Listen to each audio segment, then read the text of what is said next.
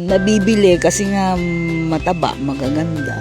Tatlong po na yung nabenta ko. Gumanda yung mga katawan nila. Nagsilakihan, no? Maganda din yung mga hair, makikinta.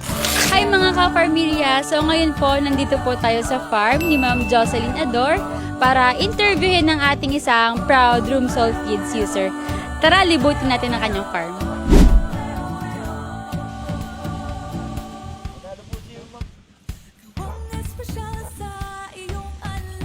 Yan, anong masasabi mo sa pagkaing Rumsol Feeds? Okay naman ba?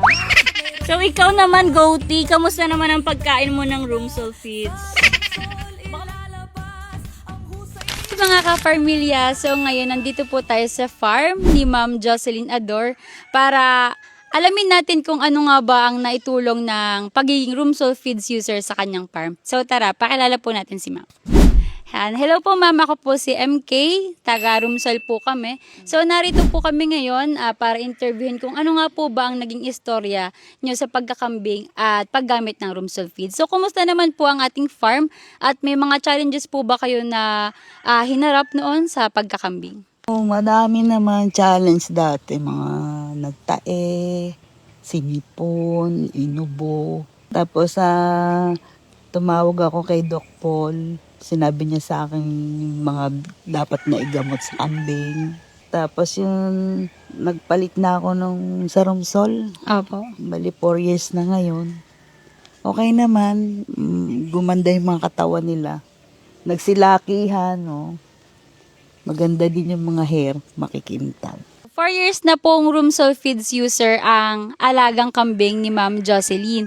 So sabi po niya na naging maganda ang katawan, pangangatawan, ang mga balat at makintab ang mga balat ng ating mga alaga. Ano po sa 4 years na paggamit ng Rumsol Feeds, ano po ang naitulong nito sa kita sa inyong pag-aalaga ng kambing? Nabibili kasi nga mataba, magaganda. Tatlong po na yung nabenta ko. Wow. So yan, 30 na daw po yung naibenta ni Ma'am na kanyang mga alagang kambing. Nasambot ko na yung papagawa ko ng bahay na yan. May over pa, ganyan.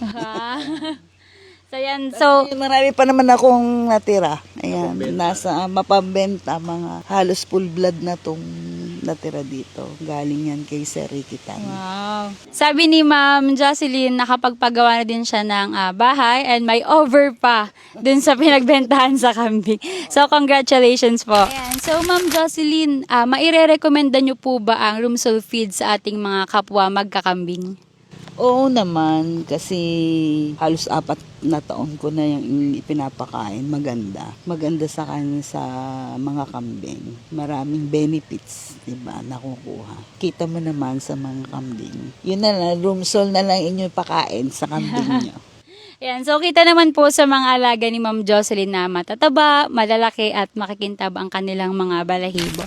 So ma'am, hingi lang po kami ng kaunting advice para sa ating mga kapwa goat farmers, lalo na po yung mga nag-uumpisa pa lang at susubok sa goat farming. Kailangan talaga hands-on. Hands-on ka sa mga alaga mo. Kasi ang mamahal nila, diba? Opo. Kailangan hands-on. Maganda yung bahay nila. Meron ka mga tanim, mga napier grass dyan, mga madre agua. Dapat pakainin din naman sila ng forages na.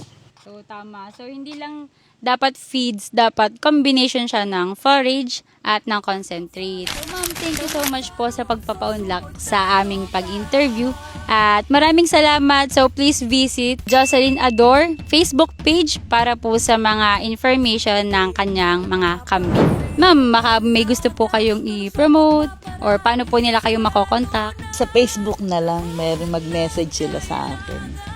May mga, marami akong pang-out backlink. Backlink. Ayan, so sa mga nagbabalak pong bumili, please visit once again Jocelyn Ador Facebook page and ilalagay din po namin ito sa comment section sa ibaba. Salamat ka, Farmilla!